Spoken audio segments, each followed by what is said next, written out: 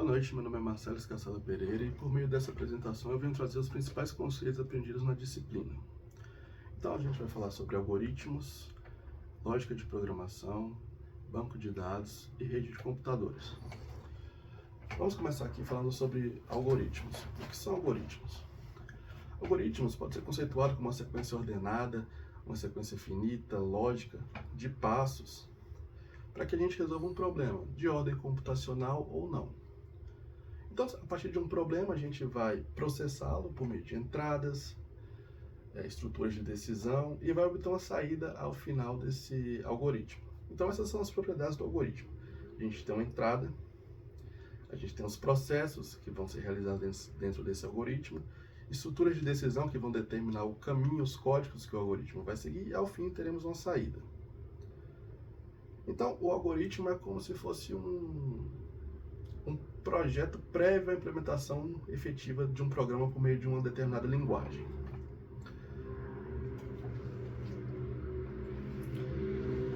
Falando aqui agora um pouco a respeito de lógica de programação, a lógica de programação diz respeito ao uso de variáveis, operadores booleanos, operadores lógicos, estruturas condicionais, operadores aritméticos, estruturas de repetição e estruturas de seleção, para que a gente possa também processar problemas e transformá-los em respostas computacionais lógicas. Então, utilizando as variáveis, os operadores, as estruturas de seleções e repetições, a gente desenvolve programas computacionais. E aqui são as principais estruturas, são os operadores aritméticos, são operadores que a gente utiliza as operações básicas, adição, subtração, divisão, multiplicação. Nós temos os operadores relacionais, que são os operadores comparativos, maior que, menor que, igual. Temos os operadores lógicos, que utilizam a lógica booleana, que é estruturas conjunção, disjunção, negação.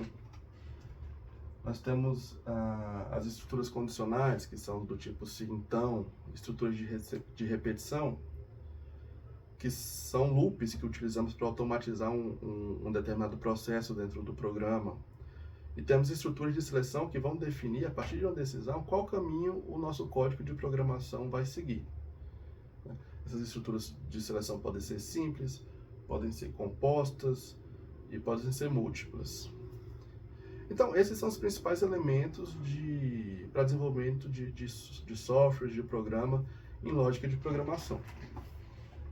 Passando adiante, vamos falar um pouco aqui sobre banco de dados, notadamente sobre os bancos de dados relacionais e os bancos de dados não relacionais. Os bancos de dados relacionais, eles são os mais utilizados e são desenvolvidos por meio do conceito de relacionamento entre tabelas.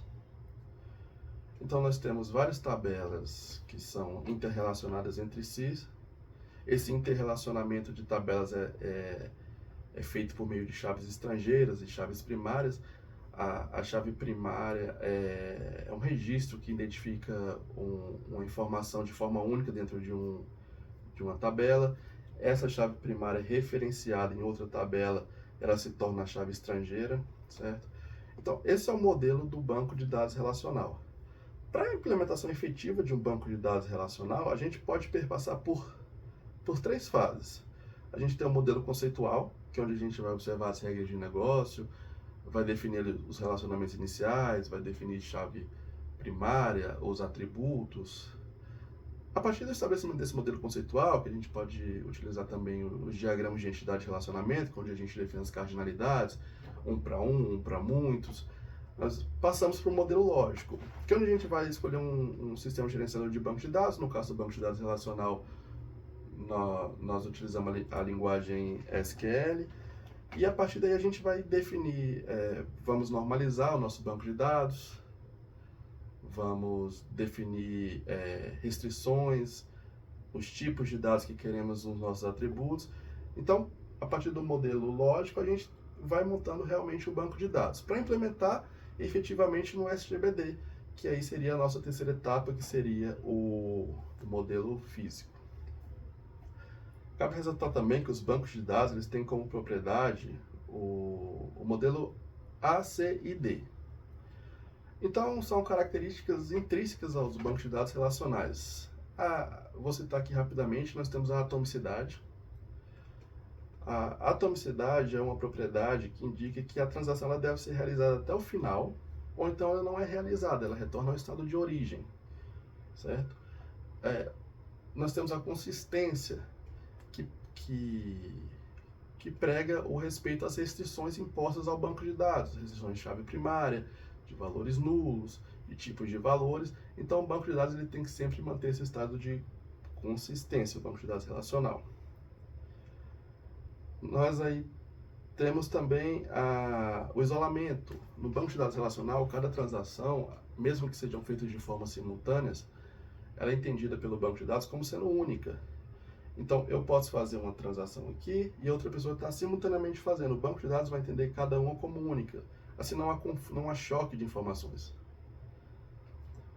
E, por fim, nós temos a durabilidade, que é a característica do banco de dados relacionais, que vai assegurar que aquele registro, aquela atualização feita no banco de dados, ela permaneça no banco de dados, até que haja uma exclusão ou uma atualização do banco de dados. Então, aquela transação que foi realizada, ela permanece no banco de dados de forma permanente, certo? Passando adiante, vamos falar um pouco agora sobre os bancos de dados não relacionais. Qual a diferença de um banco de dados relacional para um banco de dados não relacional? Os bancos de dados não relacionais, eles são melhores para trabalhar com dados semi-estruturados e não estruturados. Então, no contexto atual, marcado pelo Big Data, alto volume de informações, variedade de dados, surgem os bancos de dados não relacionais. Eles não utilizam o esquema de relacionamento entre tabelas. Eles podem armazenar dados textuais, como por exemplo o MongoDB. Nós temos o Neo4j, que é um banco de dados de grafos para verificar relacionamentos. Então, os bancos de dados não relacionais, eles têm como principal característica essa flexibilidade para trabalhar com uma maior variedade de dados, como vídeos, textos, imagens. Então, esses são os bancos de dados não relacionais, são as principais diferenças entre os dois bancos de dados. Prosseguindo aqui, vamos falar um pouco sobre rede de computadores. Redes de computadores são um conjunto de estruturas, de protocolos, de sistemas lógicos, de sistemas físicos, que são desenvolvidos para que haja compartilhamento de informações, haja comunicação em tempo real, e o que é essencial no contexto atual. Certo? Então, essas são as redes de computadores. Aqui, a gente pode começar falando aqui sobre os tipos de redes. Quanto à abrangência, o tamanho da rede, nós temos desde redes locais, como as LANs, que são restritas a uma casa, um escritório.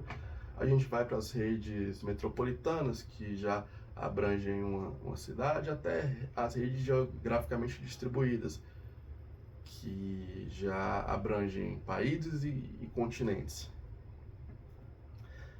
Essas redes de computadores, elas podem ser interligadas por meios físicos, como cabos, cabo coaxial, par trançado, fibras óticas, até mesmo por meios não guiados, como satélites, ondas de rádio, enfim. As comunicações nessas redes, elas podem ser unidirecionais, que é no caso do método simplex. Elas podem ser bidirecionais, mas alternadas, não permitindo duas comunicações ao mesmo tempo, que é o modelo de Half Duplex. E nós temos o Full Duplex, que é o que permite a comunicação em duas vias em tempo real simultaneamente. Falando um pouco aqui sobre os dispositivos de rede, nós temos alguns dispositivos que são essenciais para as comunicações de redes, como os roteadores, os Swifts, os gateways, que são dispositivos que fazem a interface entre entre as redes e o nosso meio físico. Podemos citar também a placa de rede, que é responsável por essa interligação entre a nossa máquina e o meio físico, através dos protocolos, dos protocolos de transferência de pacotes de dados. Então, essa é uma pequena introdução às redes de computadores. E por fim, eu quero falar aqui do modelo OSI de 7 camadas, que é um modelo teórico desenvolvido para que haja compreensão de como funciona a comunicação dentro de uma rede de computadores. Então, a gente parte ali da camada física, passando pela camada de enlace, camada de rede, onde atua o protocolo IP. Nós temos a camada de transporte, onde atuam os protocolos TCP, que é orientado à conexão. Passamos ali para a camada de sessão, para a camada de apresentação e, por fim, a nossa camada de aplicação. Então, nesse modelo OSI, em cada camada dessa atuam determinados protocolos que vão estabelecer a comunicação, a transferência de pacotes de dados entre dois ou mais dispositivos. Então, finalizamos aqui nossa apresentação e essa foi só uma pequena introdução mesmo a respeito dos principais conceitos aprendidos na disciplina. Obrigado, boa noite.